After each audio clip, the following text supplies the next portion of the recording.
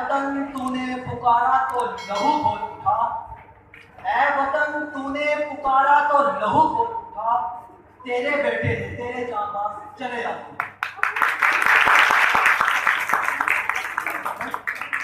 मैं तारीख के ज्यादा उड़ान पलटना नहीं चाहता, मगर मुझे फिरौन की रस्सियों को निगलते हुए असाए मूसा से लियाकत अली खां के मुक्के तक सारी तारीखें हुर्रियत का लम्हा लम्हा याद है। आज मैं एक ऐसी सरजमी पर खड़ा हूँ जिसे शहीदों, गाजियों और मुजाहिदों की सरजमी होने का एजाज हासिल है। मेरे सामने बदर हुसैन के मार्के घूम रहे हैं। हाजिर ग्रामी, 6 सितंबर 1965 को जब भारत ने अपनी फौज के जरिए पाकिस्तान पर हमला करके अपने नापाक इरादों को ज़ाहिर किया तो पूरी कौम अफवाज पाकिस्तान के शाना निशाना थी।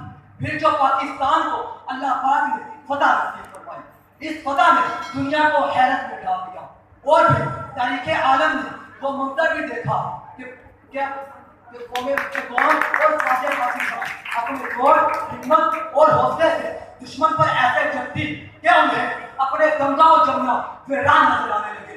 पूरी कौम दुश्मन के सामने सीसा पर आई हुई दीवार बन गई, क्योंकि हमें प्यार है पाकिस्तान। जी हाँ, हमें प्यार है पाकिस्तान।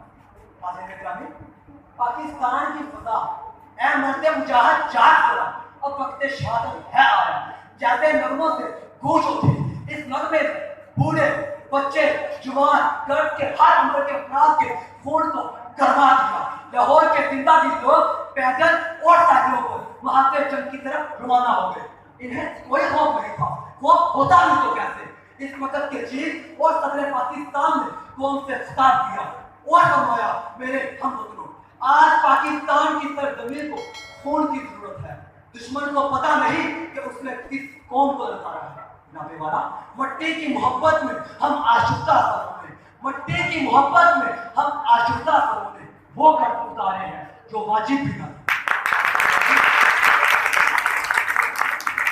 तकरीर का मकसद होना था कि पूरी कौम अफवाज पाकिस्तान के शाना निशाना थी।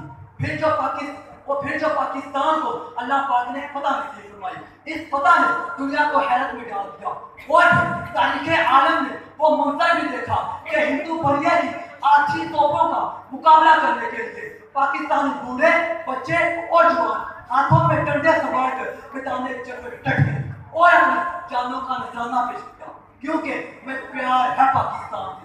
हाँ हाँ, हमें प्यार है पाकिस्तान से। ऐ राहे हक के शहीदों, वफा की तस्वीरों, ऐ राहे हक के शहीदों, वफा की तस्वीरों, तुम्हें वतन की हमारे सलाम कहती है। हमारे फौजी जवान इतनी जवानमर्दी और शुजाअत से दुश्मन पर जमते कि उन्होंने ना सिर्फ कुरूने उला की तारीख को दोहराया, बल्कि उन्होंने साबित कर दिया कि वे हैदर कर्रार और खालिद बिन वलीद की शुजाअत के वारिस हैं। पाकिस्तान की बर्री, बहरी और फिदाई फौज ने मिलकर अपने जोहर दिखाए, बहादुरी की दास्तानें रकम की।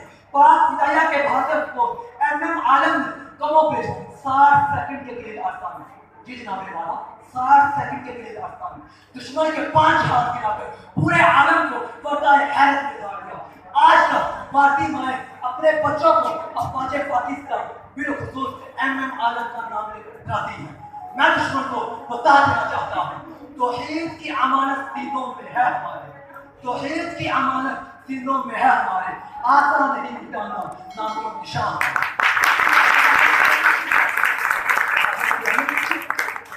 आज हम 6 सितंबर 1965 वाले नहीं, 6 सितंबर 1965 और 6 सितंबर 2018 में जमीनों आसमान का फर्क है। आज हम एटमिक कुव्वत बन चुके हैं, हमारी लोगों में तौहीद की अमानत जिंदा है।